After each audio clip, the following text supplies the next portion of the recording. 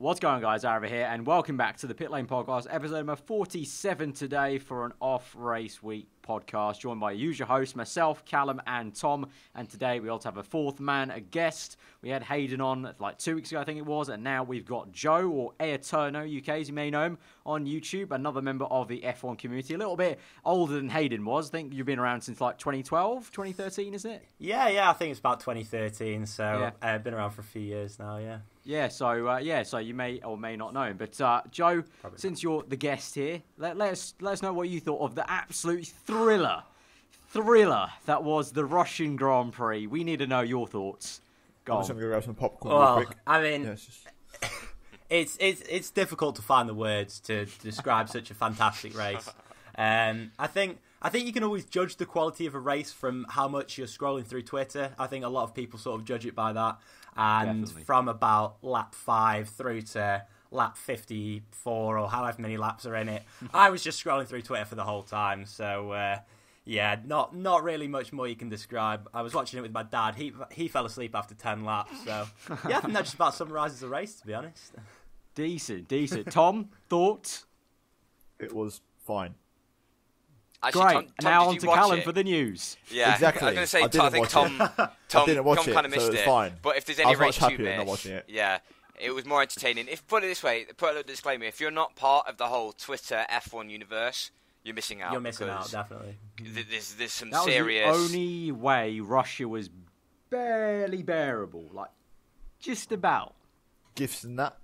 Yeah, gifts, pretty much. I think more interesting news that came out of Russia was obviously the fact that we've got another Ferrari win, which kind of shocked the paddock quite a bit because a lot of people said, "Oh yeah, Russia." We've got another Ferrari pole, but I completely messed up there. What are you Bottas on about, got the mate? win. I didn't watch the race. I know what's happened. He had some crack during Russia to stay awake. Yes. This is the thing. I actually fell asleep almost during it. But the biggest thing that came out of it was kind of the pointing fingers at Mercedes and wondering why they struggled so much during the race. But even Bottas struggled with the same issue as Hamilton. And obviously the main issue was overheating. And obviously Hamilton sat behind Raikkonen for a decent amount of that race and before he dropped completely back. And Bottas also had the same problems. Are we starting to see Mercedes kind of crack under pressure, realising that they've got a kind of they're quite on a knife edge with the performance and reliability of their car to try and beat Ferrari? It's almost like 2013 Mercedes, almost kind of like harking back to that. Like they couldn't just keep the tyres going. They had their pretty decent car back in 2013. To be fair to them, like it was a pole-worthy car, like at some circuits, and they just couldn't keep it going. So it's almost like that.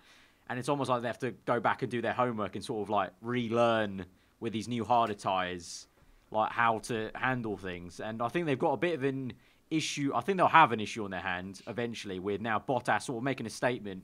And, now like the press have said, now it's like maybe like a 4-way title fight almost, or 3-way, I guess. It depends on if you're counting Kimi Raikkonen in this. But, now that Bottas is sort of after the weekend where he was labelled as like a almost number 2 driver by the press, he's come back with that win, so maybe Mercedes also have that to contend with. So Ferrari's world is a lot happier than Mercedes for once. Yeah, but it's also quite interesting you bring up 2013 actually, because I think they're kind of polar opposites to what they were in 2013. Because in 2013, I swear that they were the masters of the slow speed corner, hence why they were so quick in Monaco. They were so quick also in the final sector of Spain, and for quite the rest of the season. Whereas I think this year, a lot of people are saying that the Mercedes isn't very good in the slow-speed corners. It's because of their wheelbase. It's starting to struggle in, maybe because of the wheelbase. But it is quite interesting, though, that there's... Because obviously coming into this year, it looked like it was going to be a Mercedes walkover. But the fact that now, obviously, the whole reason, if you're not really up to, like, with the knowledge, the reason they had such big troubles with the overheating was the fact that obviously they had to close up the side pods, which obviously... it's less drag, but it's less air going into them side pods. And you think, because Mercedes have had all this, I don't know what the word is, experience in the past couple of years to really nail reliability, is it now just finally them having to go, right, sod it, we need to go throw caution to the wind, because otherwise on a projection we can't see ourselves winning? That's a long question. Yeah. I think Mercedes this year it's sort of the first time where they've almost had that expectation, whereas like 2013 they were very much the underdog. Red Bull had dominated for a few years, and then that 2014 to 2016 period they were pretty much unchallenged. So it was more of a battle between their own drivers. So whereas now you've got Ferrari who are really piling the pressure on them, and I think we're starting to see them crack a little bit, but. It'll be interesting to see how this season develops, whether they can actually sort of get on top of these issues and outdevelop Ferrari. But we'll have to see with regards to strategy as to how it pans out, I think. Well, in regards to the development race, I think, Arif, we mentioned this earlier off the podcast. Red Bull have a B-Spec car coming for Spain. Could they get in that mix? Could they maybe be right between Ferrari and Mercedes? Could they really sort of throw a spanner in the works? And we mentioned the incredible record that Spain holds for the last 8 years, I believe. 8? Oh, 9? yeah, I saw this on Twitter. Of different winners. Yeah. So, could Daniel Ricciardo be on for a win this race? To keep the record alive? Either have to have Bottas or Ricciardo, really. Yeah. So, I think a lot of people are praying Red Bull can be there.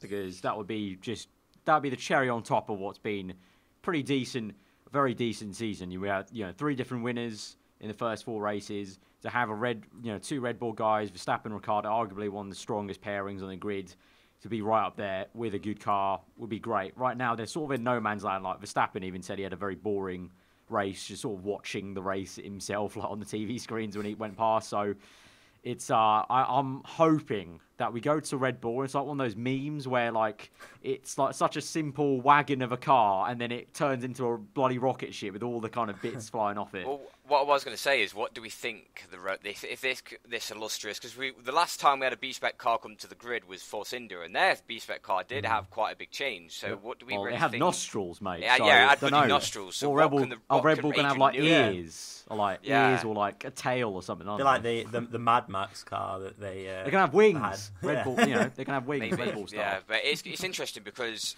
you do look at it and you think, so far, if you rate the season, we've had it's been decent. It's been really good. And by adding in another spanner and another mixer into that drink, into that cocktail, it could. And obviously, Max Verstappen, he's got plenty of experience. He bloody won it last year. So if he has got, because I kind of pray that Red Bull just kind of just bring a car that's just decent. That's like, as much as I'm a Hamilton fan and I just want him to maybe run off into the distance, I'm just kind of like, please, Red Bull, just deliver. And then it will set the season up quite well for the rest of the season, because arguably the 3 biggest teams in Formula 1 at the minute, all in a head-to-head development race, and arguably 6 of the best drivers on the grid as well in quite a long while. Like a bar maybe Raikkonen, but even Raikkonen can be good. And like obviously last time out, he was really decent in qualifying, actually beating both Mercedes. Until the final corner in Q3. Until the final corner, yeah. Yeah, I think it's kind of one of them things you just like, go on, do it, dare you, I dare you do it, I dare you just get to that point. Well, so it will set the season up well. After the last race, after the performance in qualifying, I know we mentioned this in the last podcast, I think it was, or the one before that, Raikkonen is going to have one of these funny spells again. I thought in Russia, he was pretty much on par with Vettel, except for the race when Vettel was sort of really putting a shift. I think Kimi's going to come out of nowhere. I think he's going to pull something out of the bag. I hope he does, because it's a real shame to like almost, all the cards are there, more 08 style cars. Raikkonen, he buoyed by what he did last season, a very strong season for him.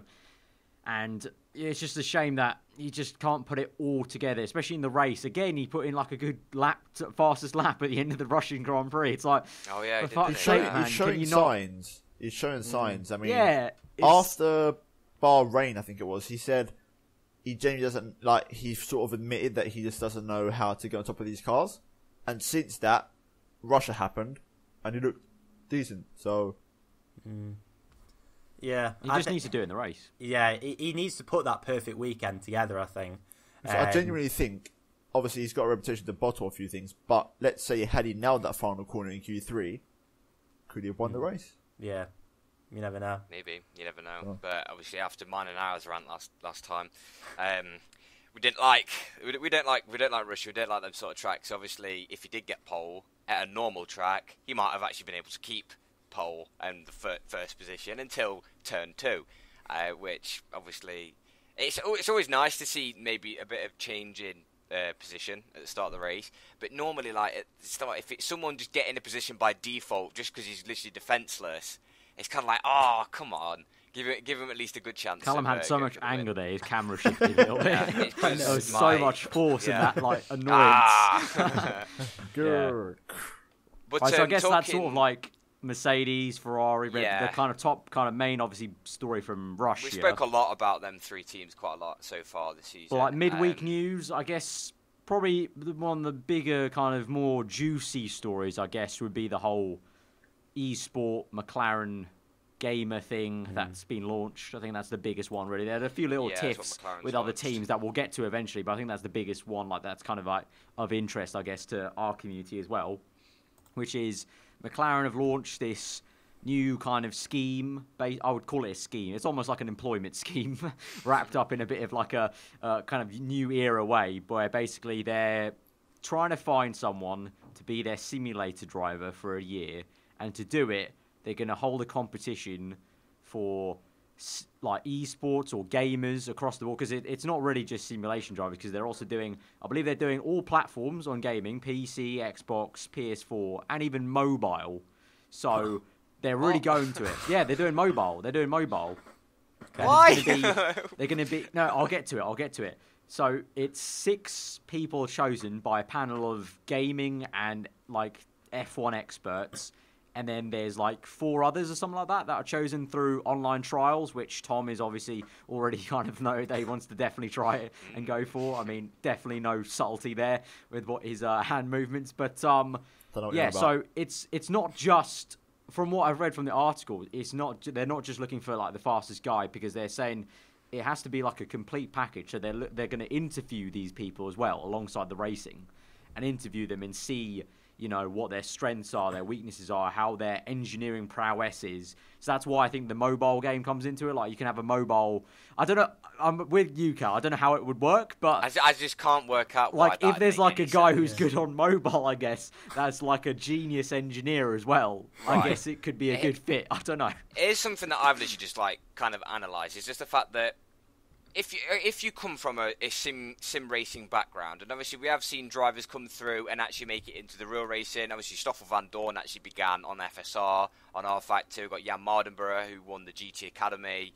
We have seen drivers come through from the simulation side. iRacing. Well, Max, yeah, but he does it alongside. I mean, like, people that originally came from sim racing.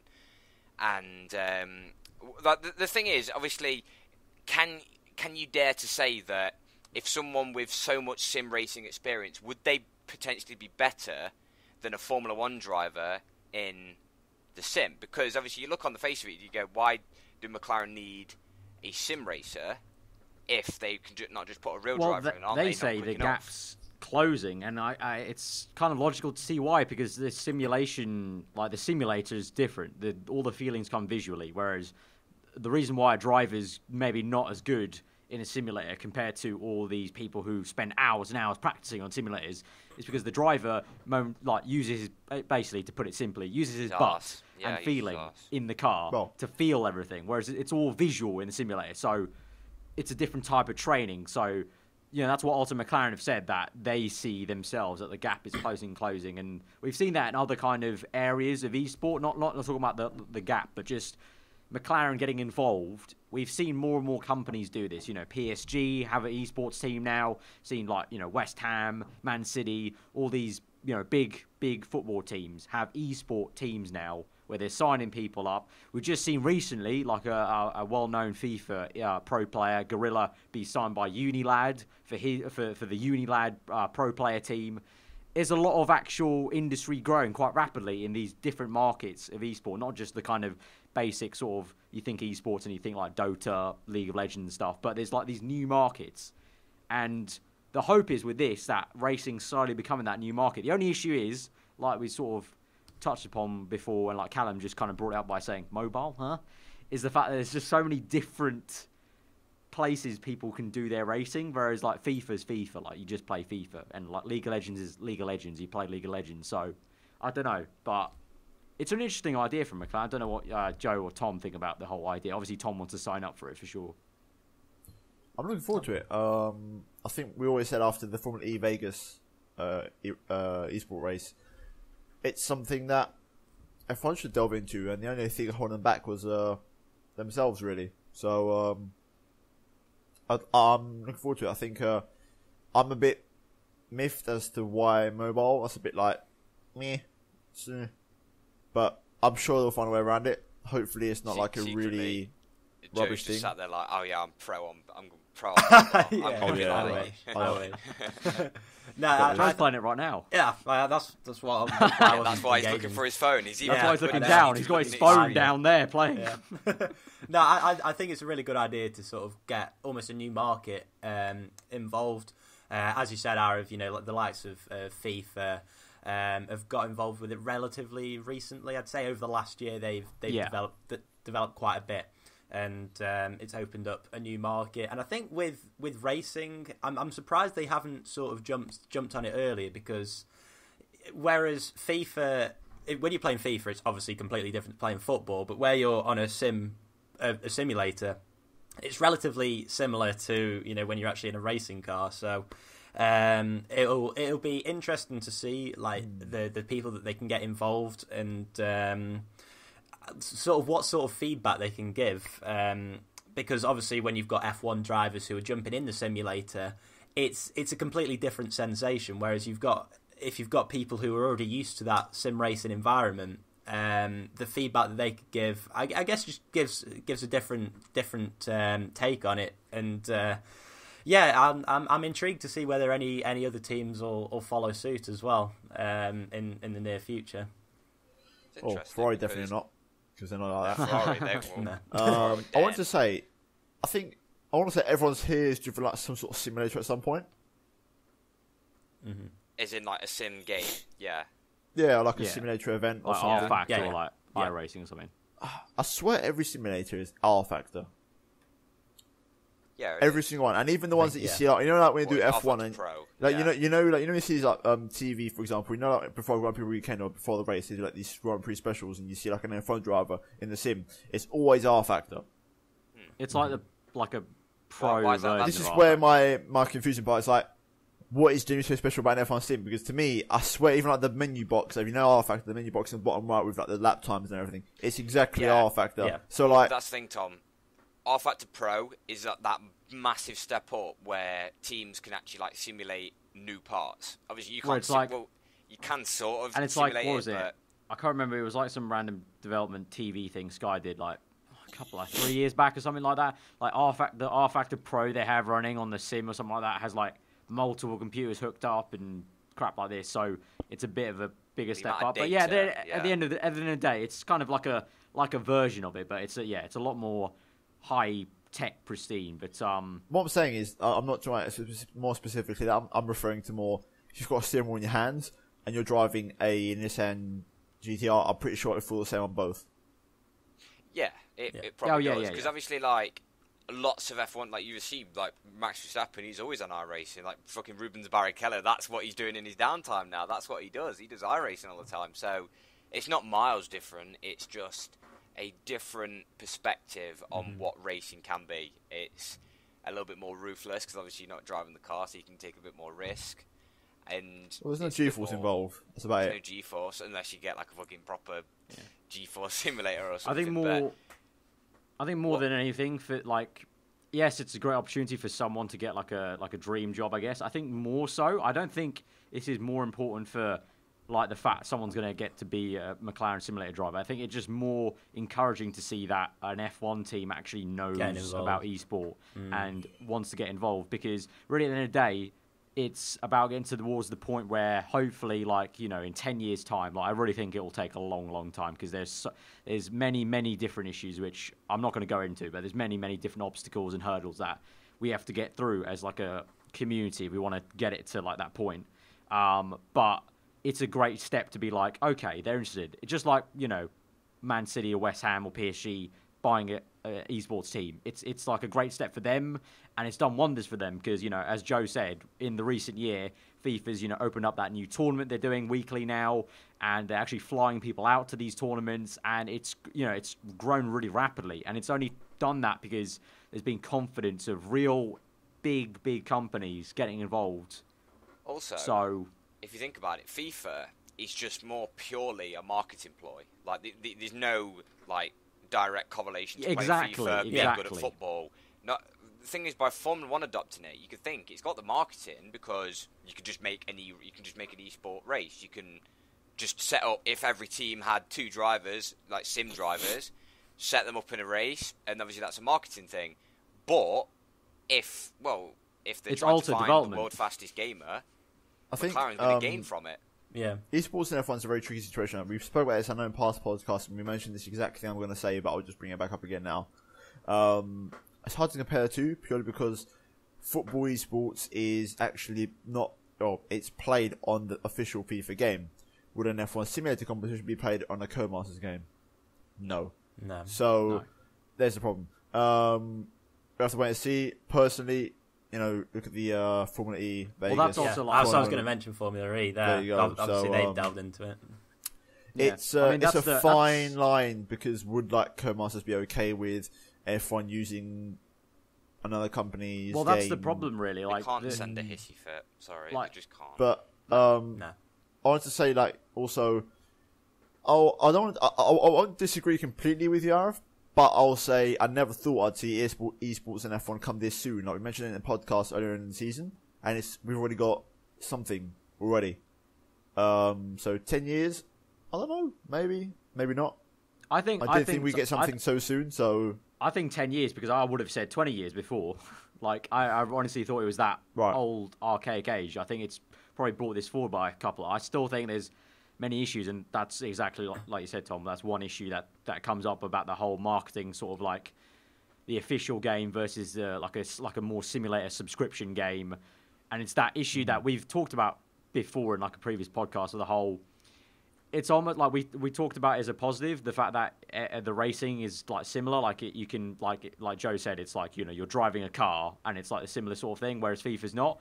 That's almost like a hindrance, almost in a way as well, because with FIFA and with COD and something like that, the community doesn't argue over the fact they're using FIFA or COD, whereas the racing community would argue to hell and back about what game you're choosing to play on. To add on to that, you don't have multiple platforms, as well as people arguing what is realistic or not. Because some people say that a set of courses is the most realistic. Some people say that iRacing is the most realistic because it's laser scan. Some people say, and obviously most of the F1 teams say, that rFactor is the most realistic. So you look at it on the face and you just go, some people are going to throw a hissy fit at some point. And I think we spoke about it before. There's no point in really moaning about it, because at the end of the day, if the industry standard of simulators in Formula 1 is rFactor Pro, then it's going to be on rFactor Pro. Yeah. You can't argue with that. I think but at the end of the day as well, another example. Just a quick point. I think you're always going to get that. So obviously, FIFA Esports is PS4 specific. So there you go. Obviously, I think all the regionals and all that. It's all, at least the ones that get broadcast anyway, is all the PS4 ones. So you're saying that there could be an extra marketing thing because it could be, if there could be a way to host it on a. Oh, it's just that's exactly like COD and PS4. Obviously, Sony have the deal with Call of Duty, so that's why they would do all of theirs on PS4. Yeah. But I think also but that's also like Callum just said about the whole, what the industry uses. You just go with that, and that's great for the whole getting someone to do the job thing. But I also think it's not. I don't think we need to put in that much emphasis in the future in terms of what platform we're using. In terms of the community always bangs on about what's more realistic, but at the end of the day, esports is esports because it's entertaining and it's a level playing field on the same platform. So it's basically a case of choosing one game, sticking with it, and then kind of analysing if the racing is actually fun to watch and it's competitive and fun to watch. And that's exactly with FIFA and COD. It's not a realistic game. It's just a game, but it's the same game for everyone, which is the crucial thing. You buy FIFA, it's FIFA. You buy COD, it's COD for the next guy along on the next controller station. I still believe, you can pull something off on the F1 game that we currently have. I'll give you an example out of what we just did earlier. I'm not on. I won't spoil it, but I'm not on the person who won the races level.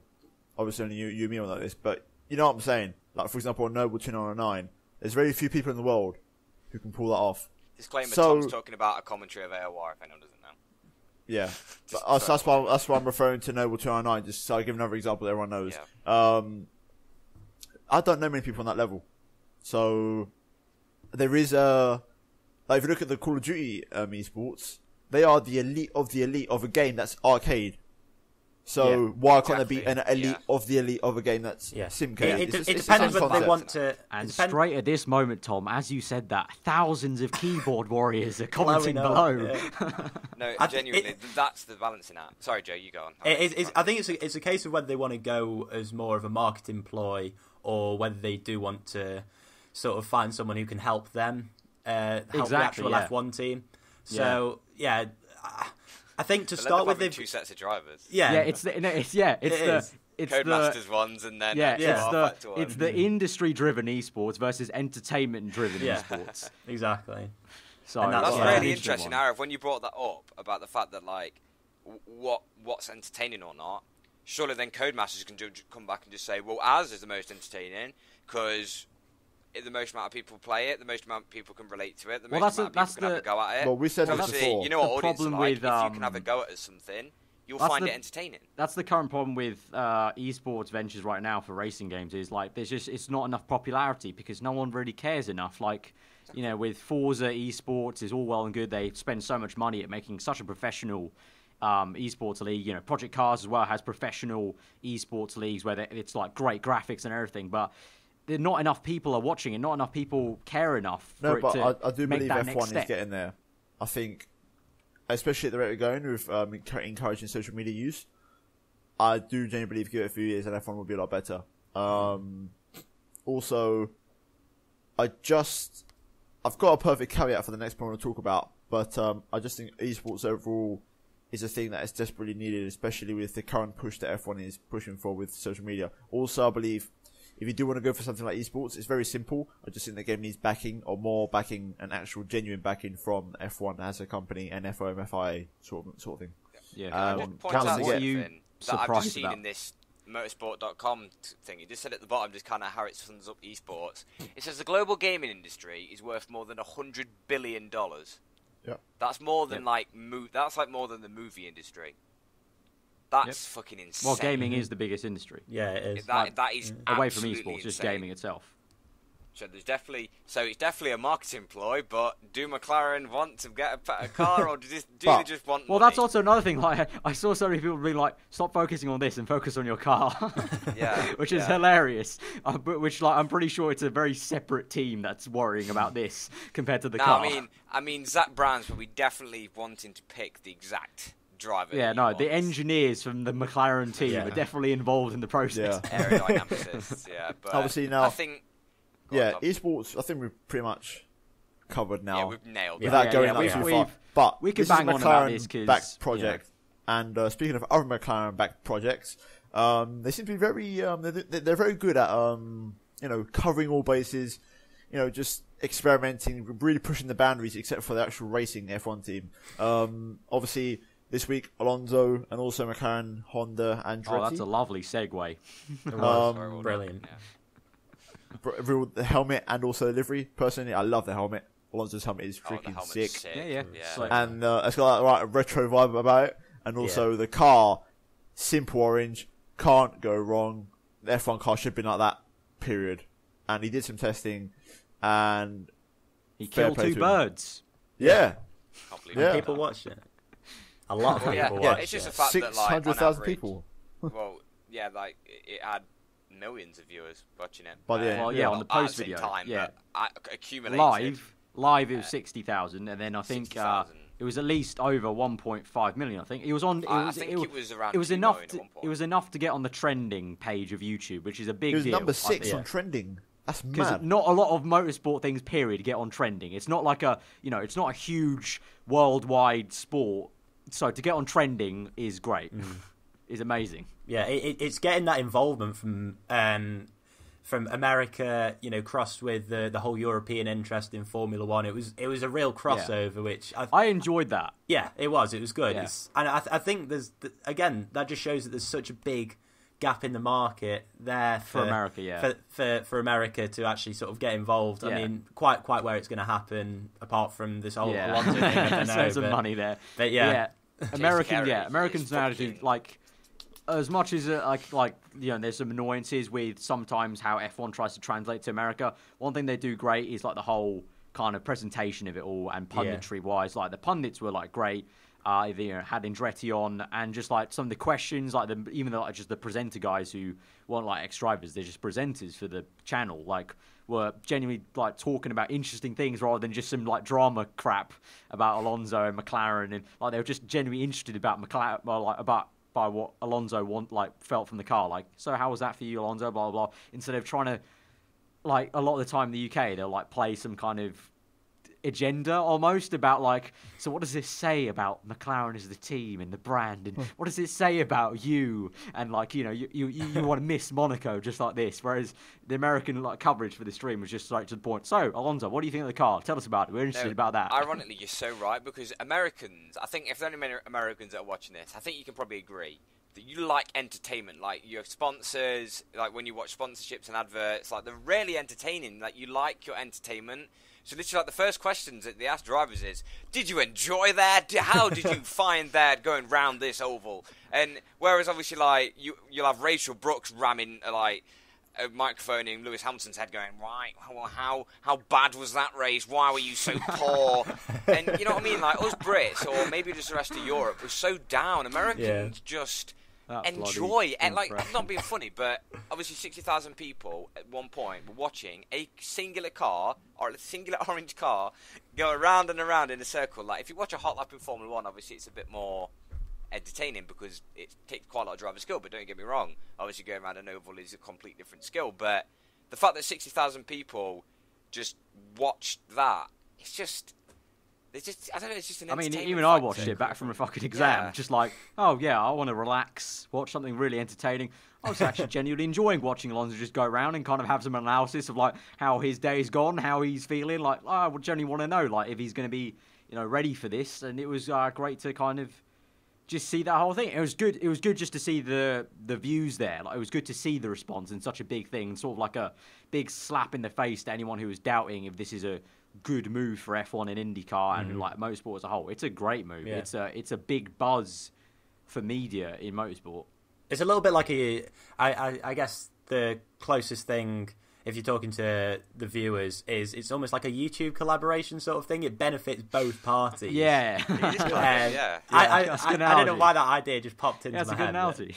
It's that sort of thing. And it's working, because, I basically noticed that in that live stream, they base his pace on being good or bad based off of the average speed per lap instead of the lap time. So, because every lap, they kept them popping up on screen, that average speed per lap, and they were like, oh, last year they were running this much speed, so he's like this far off, and there you go. So someone's then watching the car before, I learned something new, so there you go. I didn't know how the what was it? Will Buxton was explaining the rookie test he was doing, and I was like, I had no idea. Like, they do this thing where it's like, okay, they go to 200 first, then they do 15 laps at 210. So yeah, he goes faster and faster, and it was just good to see that progression. And it was something that I was completely clueless on. Like, Will Buxton just tweeted for the first time. He was like, okay, I've learned something new now about this sport, and it's a bit more, you can relate to it more. It's like when I think anyone who follows me on Twitter, every time the Super Bowl comes round, I try to watch it and try to understand. Every year I forget what I learned from the previous year, but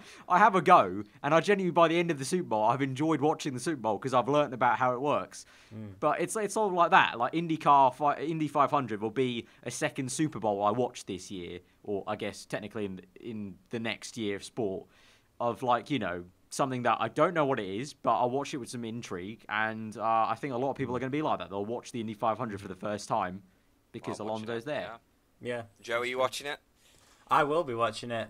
Have you ever watched an Indy 500? I've watched a couple of IndyCar races, just as you're scrolling through channels and whatever, and you come across it. But it's never something that's really been pushed in this country, and across Europe at all.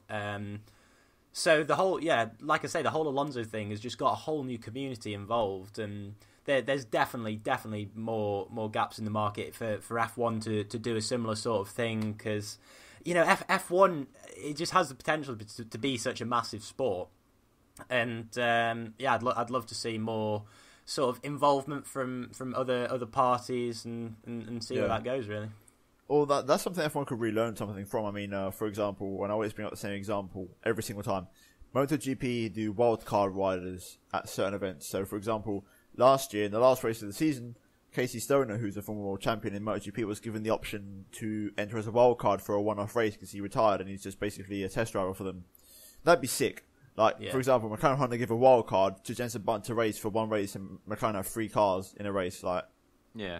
I mean, it's almost like tennis wildcards as well. I know it's an iffy subject, but Sharapova coming back with wildcards. Obviously, it's a different case because she was banned, but you do have wildcards that technically the tennis organisation could give to any player. So it could, just like you said, like MotoGP, like it could that would be insane if you just rocked up and just went, oh yeah, this old retired driver is just going to come back for one race, just banter around and race. It could be talks and be like, okay, Montoya's come back for a wildcard race at Monza. Sick. Banter. The only problem that I can see outlined from this is if there's a crash and it's because of the wildcard driver. Could you imagine how salty A, the driver gets, B, the media gets, and C, the fans get? Yeah, but you're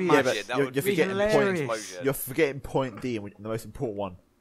He'll still win driver of the day, so he's winning at life. Yeah. So it's done. Exactly. It'd be hilarious. That'd be sick. That'd actually be sick. It'd be hilarious. And the wildcard driver's taking Hamilton out. Oh my god. Vettel's got blue flags for the wildcard driver.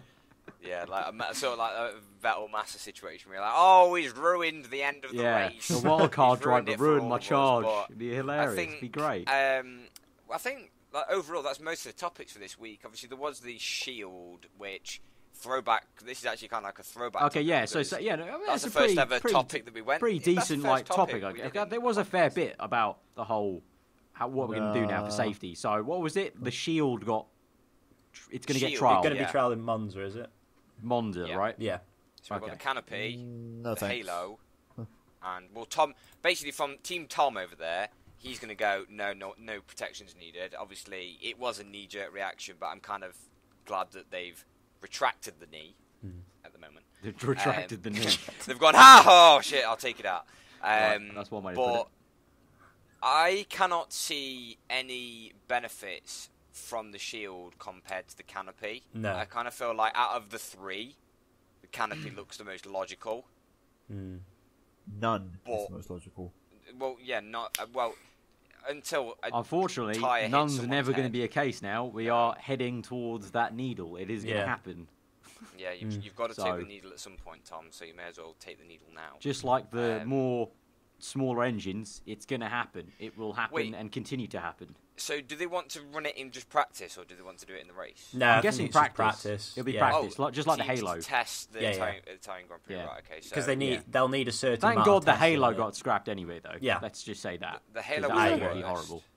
Yeah, I think it's one of those ideas, though. I think seeing as we're looking into these different kind of protections, you're always going to get one like the Halo, which was never really going to work, but it's almost like that evolution it needed to go through the stage of trialing trash things like that. I agree with Carl. I think that the canopy was probably the looking like the best option, which they was it Red Bull, I believe, trialled last year. Yeah, that's all idea. I think looking at more slick idea, isn't it? But I think the one that they're going to trial in Monza, was it Kevin Magnussen said, I believe last week, he was asked about it in Russia, and he said it could be a problem with the rain. Because obviously they have to look through the visors, and then they'll have to look through this canopy. Yeah. And obviously, whereas the canopy that Red Bull trialled, I believe, was literally right in front of the visor, whereas the new one that they're going to trial is goes more along the top of the monocoque, which is stops where the little windscreen would be. It's like a windshield on an Aeroatom or something like that, almost. A little bit bigger, but it's not big enough to be like Red Bull's screen. Here's the thing that I can see from it, because I'm looking at a picture of it right now. Unfortunately, we can't put it on the screen because otherwise the F1 probably might scream at us again. That's why I've no longer been able to. Oh yeah, that's it. images. Yeah, I pointed out in the comments. The reason why we don't put any pictures anymore is ever since like a podcast like what was it, 20 or something, where I basically put in the title, really bad Hungary race, was yeah. shit. FOM. Someone physically from FOM saw the video, took it down because they were salty about us talking bad about the sport, and used the fact I used pictures of F1 as the grounds to take it down. So now we don't use any pictures, so we can say We've what got the hell a we really want. nice animation. It was so much better. So, Yeah, so much better. enjoy But that. Anyway, Drink it if you Well, can for get the it up on your format, it screen won't be now, an have a animation, will look. it? Basically, it looks like something that would deflect debris. Like, don't get me wrong, it looks like it would something, because obviously that's your point. But okay, the freak accident. Let's use that scenario. That's not going to protect against a JCB, but then again, nothing probably will. So then you look back at it even more. Okay, Exactly. so So you just have no protection then. Simple as that. I'm just looking at it now. And I'm just Massa, like, would it have, things I can don't think it still would have hit his prevented the head. Massa incident. Exactly. Well, I don't. Well, this won't. No, This that's what I definitely mean. won't. I don't think it will. And That's the thing. You Yeah. look, obviously, they're all freak accidents, and actually, thank you for bringing up that, because that's one of the perfect examples. You look at it, and you go, right, the Halo ones might have done, actually. The Halo I don't might know. have. That's a It might hit height. it, but it might have deflected somewhere. The canopy, it will hit the windscreen, it will smash it, but it will be alive, or with a working eyebrow. Don't know how eyebrows work, but you know what I mean. I'm just looking at his shield, I'm just like, it's not going to deflect anything. Yeah, and obviously, seeing as it is right across the front of the car, I don't know whether this was what Magnussen was getting at, but I'd imagine that is exactly when it's raining where the flow of water is going to be coming along. It'd come straight along the shield.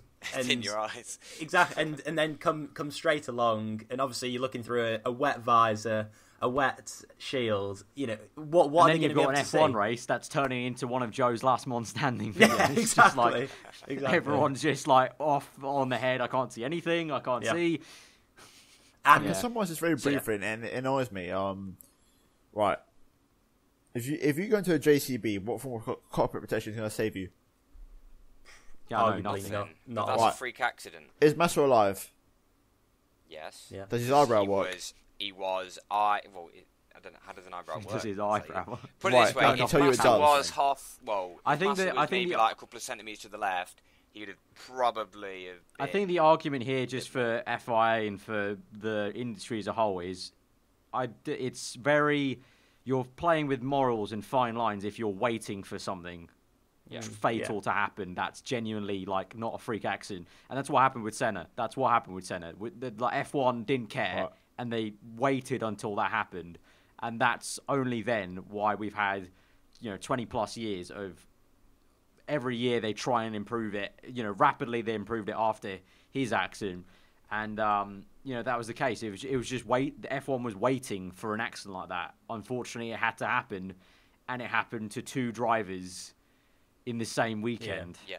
Well, Since that's something's why I happened. get angry when people hate the virtual safety car, and it's just like surely you know the reason why there is the virtual safety car. Like I know it's not all things, as much as sports are entertainment, not everything in a sport is entertaining. I think we have to take that pill and kind of swallow it whole. So the fact that when people do say the virtual safety car is boring, yes, it is boring. Is it saving people's lives?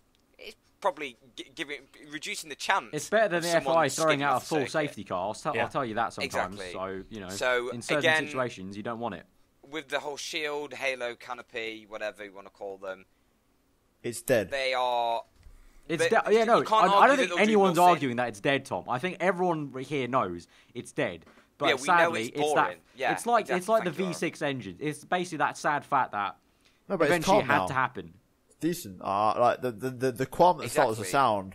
Now you're like, Yeah, alright. You become Decent. accustomed to it. Yeah, but It that's what I requires think. you I to think you become would accustomed become to the virtual accustomed safety eventually. car. Like, you become eventually. accustomed to having a canopy. Like also, it's a telling thing when any F1 designer is told to design their future F1 car, and it's got a cockpit like the WEC cars, where it's a full-blown cockpit. It speaks a lot for where the sport will go eventually. That all future designers design an F1 car that looks like You've that. just got to Because accept aerodynamically, it is actually better to have that window closed off. That makes I- sense. to be fair.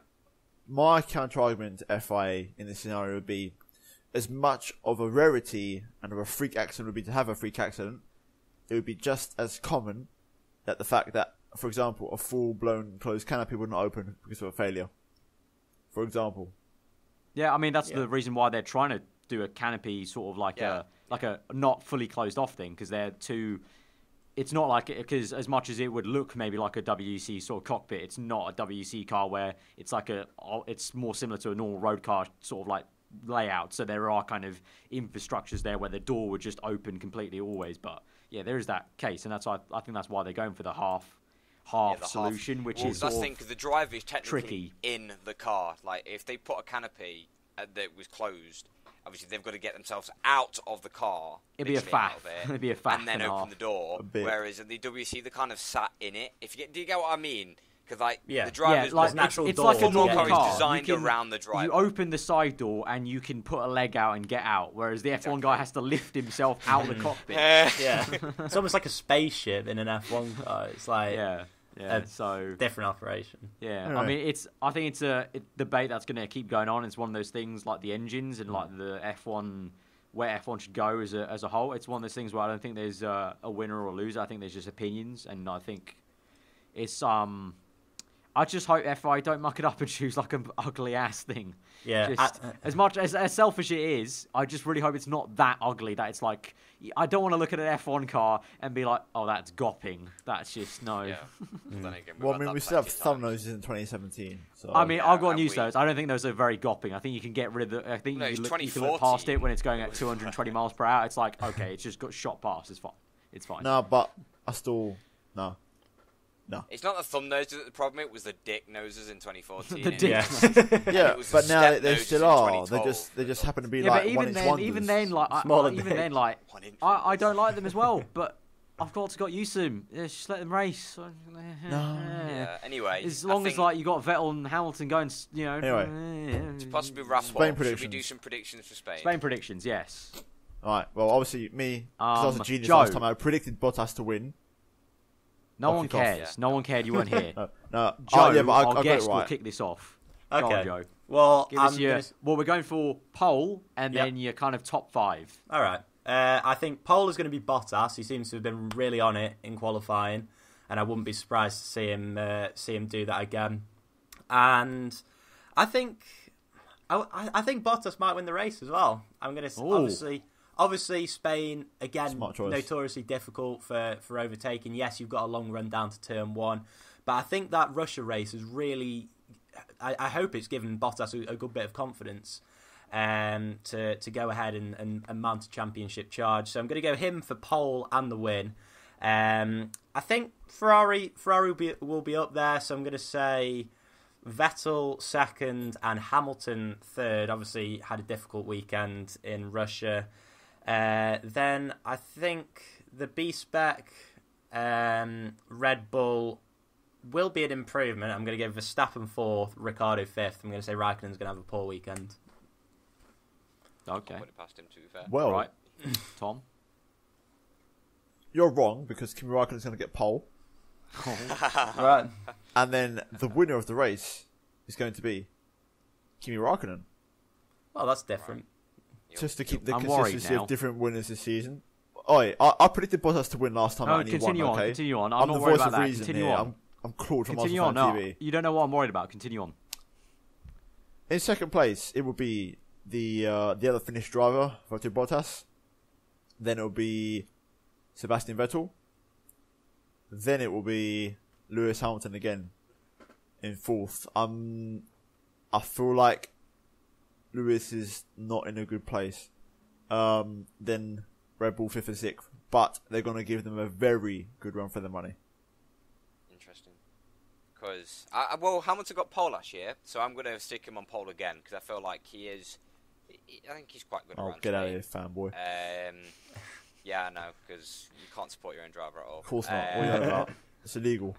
And then I think for the race, I think we're going to see a Rebel on the podium at some point, but I think we're going to have Hamilton win, Raikkonen second, Ricciardo third, Bottas, Vettel. There's troubles for Vettel. No. Okay. I'm going to go. This is why I'm worried, because I agree with Tom here. I'm going to go Raikkonen pole. See, I know. I'm going to go for, though, Vettel wins. Going to go Hamilton second, Raikkonen drops back down to third, unfortunately, after a poor start to the Grand Prix. I'm going to go Verstappen fourth, and then I'm going to go Bottas fifth. So we've got 4 different winners. Yeah, we've got all bases covered. And this is why we love 2017, because we don't have a clue who's going to win. It's great. Well, I like that. There's two like factors here. You've got to factor in the 2017 inconsistency. And you've got And to then factor in the Spain inconsistency from the last 8 years. So there's 2 factors here. Also, small And caveat. also, you got Hamilton, who's now kind of questionable after last weekend. You've got Raikkonen, who's always questionable. Bottas, unknown. And Vettel also depends on how everyone else does. And then Red Bull are all unknown. We don't know Red Bull. So it's a very tasty Grand Prix coming up. What's Tom's Danny caveat? Oh, no. I'm not coming in for that. I'm not coming in for that. No, I wouldn't class it as news. This is not major, but obviously, new designs on the F1 cars this weekend because the whole number name thing on the shark fin. So I think it's this weekend. So faster points. Yeah, we shall see. That might look pretty cool. Who knows? I think it could be a pretty cool thing. I feel sorry for Sauber, who literally designed their livery on basis of putting a number 9 on the sideboard just to put another one on the shark fin. It'll be nice to see the driver names on like the shark fin. That'd be quite cool. Like seeing Vettel, Ocon, Hamilton, all this stuff. So I think overall though, as much as like you don't want to really hope for a bad race, but you look on the 2x2 all round. You look at Spain. It's not the easiest track to overtake anyway. No. Never mind with 2017 regs. So maybe if you're not part of F1 Twitter, get yourself on Twitter and you get a lot more entertainment from that. Put it that way. And follow all of this us was a barnstormer, so and I missed it. So yeah, great one. So do you want to just miss this one as well? Yeah. Okay. Cool. Well, I missed Sochi, so if you want me to miss again. Yeah, maybe that's it. Last year it was Tom missing the great races. Maybe this year he misses the worst one. So Tom, stay put. Oh, okay. Right. Yeah. So that's been podcast number, I've forgotten the number, 46? 47. I knew that. Episode 47. If you have enjoyed it, hit that like button. Let us know what you thought in the comments below. As always, I forgot to mention it yet again, but, just because it's there on screen. We're on SoundCloud. You can download the audio if you want. But yeah, I hope you have enjoyed this. I hope you have enjoyed we've enjoyed, certainly, having Joe on as a guest. Joe, thank you for joining us. And, no worries. Thanks for having me. Check out Joe's channel, link in the description. Also, check out Callum and Tom. Subscribe to this channel for more podcasts. Obviously, we'll be back with the Spanish race review. And as Tom is indicating, the Twitters are above our names. So go check us all out on Twitter. As Callum said, you can join in on the race banter. Twitter is really the only place to be while the race is going on. It's absolute fire on the timeline. But, we'll see you guys next time. Hope you enjoy the rest of your day. Goodbye.